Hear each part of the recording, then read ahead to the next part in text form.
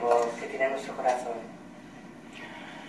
Bueno, el mayor enemigo es la sociedad donde vivimos, básicamente, en donde no te acepta el sedentarismo más que el ejercicio. Es una sociedad en donde se come mucho y rápido y mal. Es una sociedad en donde para calmar el estrés se fuma. Es decir, he dicho tres de los factores más importantes, que es simplemente el sedentarismo, el comer mal y el tabaquismo.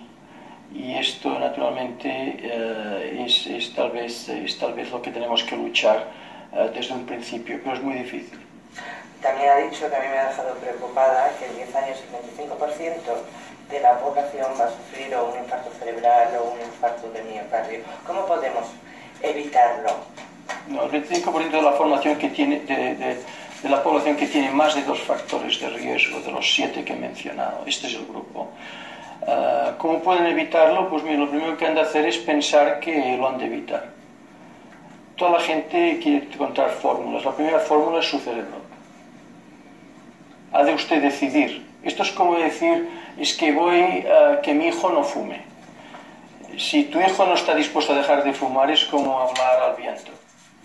Es decir, yo lo único que he intentado hacer hoy, y en general, es un poco abrir la conciencia de la gente para que se dé cuenta del tema. La decisión es absolutamente personal. Es muy cara la medicina y cada vez se está encareciendo más. Es decir, que esta es una pequeña parte de cómo se va a intentar avanzar en este tema.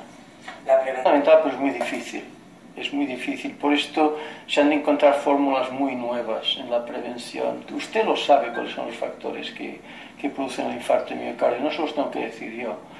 Pero en realidad lo que ocurre es que no los seguimos. Entonces las fórmulas que empezamos a ver es tal vez pues educar a los niños en la importancia que tiene la salud, el legalizar las cosas, los alimentos, lo que produce la agricultura, que se pueda tener un nivel de calidad mucho mejor que el que se tiene hasta ahora, los restaurantes, es decir, que nos ayudemos unos a otros dentro de la misma cultura. Todo esto son hipótesis de trabajo que ahora nos empezamos a encaminar para ver si podemos tener más éxito que hasta ahora en la prevención. ¿Y cómo ve usted el futuro? ¿El futuro? Referido a las enfermedades cardiovasculares.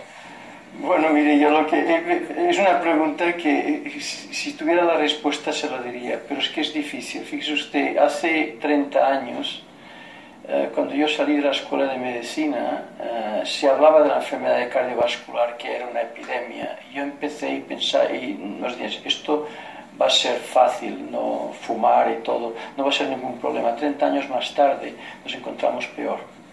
Es decir, que para el que le pueda usted proyectar o vaticinar algo es muy difícil porque el impacto que tiene la sociedad en nuestra conducta es impredecible en los años que vienen. Por ejemplo, ayer yo hablé con 23 pacientes por teléfono. Y fue interesante porque se me ocurrió hacer la siguiente pregunta. Yo hablo los sábados y domingos con pacientes que he visto en la semana anterior, por teléfono. Y les hice la siguiente pregunta. ¿Usted en estos momentos está estresado más que lo que estaba el año pasado? ¿Creerá que de los 23, 20 dijeron absolutamente?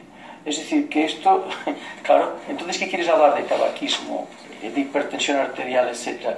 Hay cosas que son muy difíciles de poder saber o controlar y por esto no le puedo contestar a su pregunta. Muchísimas gracias. Gracias.